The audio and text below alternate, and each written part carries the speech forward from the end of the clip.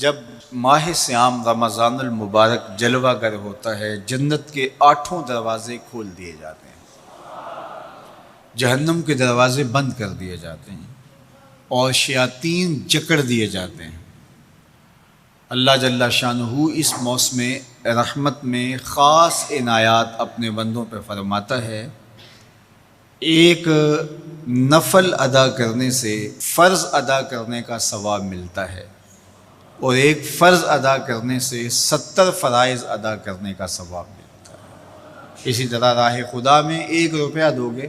تو 70 روپے خرچ کرنے کا ثواب ملے گا۔ اسی طرح باقی نیکیاں بھی جتنی بھی ہم کرتے ہیں، وہ ایک نیکی کریں گے تو 70 گنا اجر ماہ صیام میں ہمیں نصیب ہوتا ہے۔ اس لیے اہل ایمان کا یہ طریقہ ہے کہ وہ اس مہینے میں کثرت کے ساتھ تلاوت کرتے ہیں، کیونکہ ایک مرتبہ اگر قرآن مجید پڑھ لیا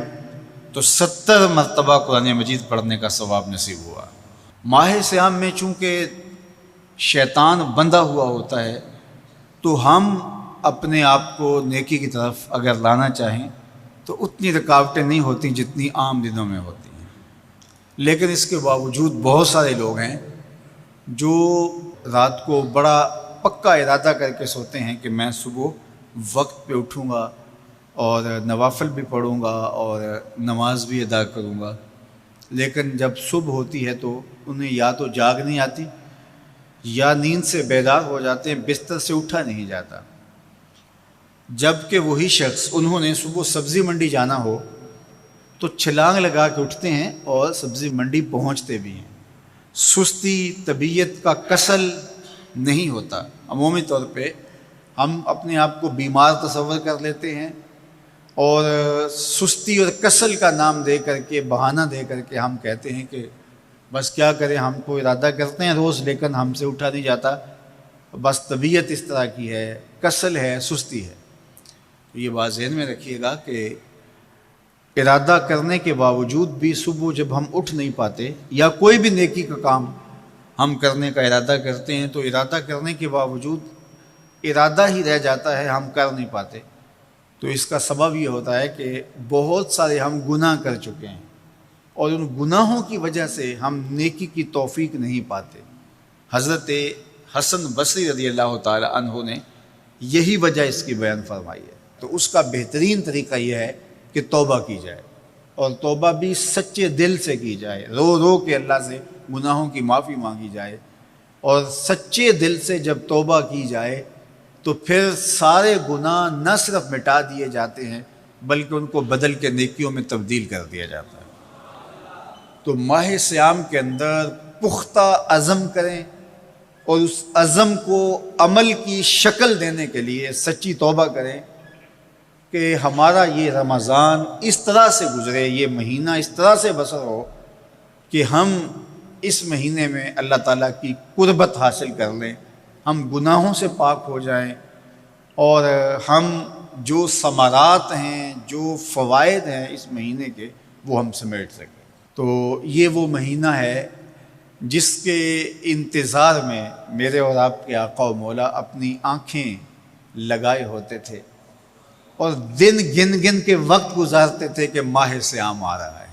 تو اس مہینے کا عزت کے ساتھ، تکریم کے ساتھ، اعزاز کے ساتھ استقبال کرو اور اس کو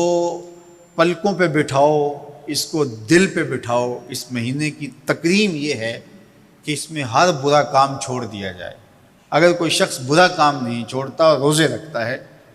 تو میرے اور آپ کے آقا و مولا کا ایک فرمان سن لیجئے، من لم یدع قول الزور والعمل بہ فلیس للہ حاجۃ فی ان یدع طعامہ و شرابہ۔ فرمایا کہ جو جھوٹ اور برے کام نہیں چھوڑتا، اس کے بھوکا اور پیاسا رہنے کی اللہ کو کوئی ضرورت نہیں ہے۔ تو روزہ خوراک بچاؤ مہم نہیں ہے جو چلائی جاتی ہے، بلکہ یہ تزکیہ نفس کا موسم ہے، باطن کی صفائی کا موسم ہے، اور باطن کی صفائی نہیں ہوتی جب تک ہم کوشش کریں۔ آپ کے بدن پہ بہت ساری میل چڑھی ہوئی ہے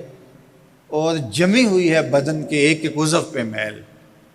تو آپ پانی میں چھلانگ لگا کے باہر بھی آ جاتے ہیں تو میل نہیں اترتی، چلو کچھ نہ کچھ فرق تو ضرور پڑ جاتا ہے، لیکن میل نہیں اترے گی۔ میل کب اترے گی؟ جب آپ اپنے بدن کو مل مل کے اس کے اوپر صابون لگا کر کے اچھی طرح سے اس کو جب اتاریں گے محنت کوشش سے، تو پھر آپ کا بدن مہک جائے گا، ہلکا پھلکا ہو جائے گا، میل اتر جائے گی۔ یہ موسم رحمت ہے، اللہ کی رحمتوں کا می برسے گا، اس سے کچھ نہ کچھ فائدہ تو ہوگا ہی، لیکن حقیقی فائدہ وہی حاصل کرے گا جو اپنے گناہوں کو مل مل کے دھوئے گا اور اپنے آپ کو صاف کرنے کی کوشش کرے گا۔ تو اپنے من کے میل اتارنے ہیں، اپنے باطن کے میل اتارنے ہیں، اپنے اعمال کی درستگی کی کوشش کرنی ہے۔ صلاۃ التراویح مسجد میں نہیں آ سکتے تو گھروں میں پڑھ لیجئے، جس طرح بڑی عمر والے لوگوں کو، بیمار لوگوں کو کہا گیا کہ آپ گھروں میں پڑھ لیں، بچوں کو کہا گیا، لیکن چھوڑیے گا نا، یہ رمضان المبارک کا خاص عمل ہے۔ آج کل دین بیزار طبقہ مختلف جگہوں پہ بیٹھ کے مسجد پر، مدرسے پر، تراویح پر، ان چیزوں پر تبصرہ کر رہا ہے اور اتنا ہلکا ثابت کرنا چاہ رہا ہے ان امور کو، جس طرح یہ چیزیں ہوتی کچھ نہیں ہیں، جبکہ ماہ صیام کے قیام پر میرے اور آپ کے آقا مولا نے بشارت دیتے ہوئے فرمایا، من قام رمضان ایمانا و احتسابا غفر لہ ما تقدم من ذنبہ، جس نے رمضان المبارک کی راتوں میں قیام کیا ایمان اور محاسبہ نفس کے ساتھ، اللہ اس کے پچھلے سارے گناہ معاف فرما دیتا ہے۔ یہ بہت بڑی دولت ہے، تو اس دولت کو ضرور سمیٹیے گا، ضرور حاصل کیجئے گا، من کی ستھرائی، عفت اور پاکیزگی کا سامان کیجئے گا۔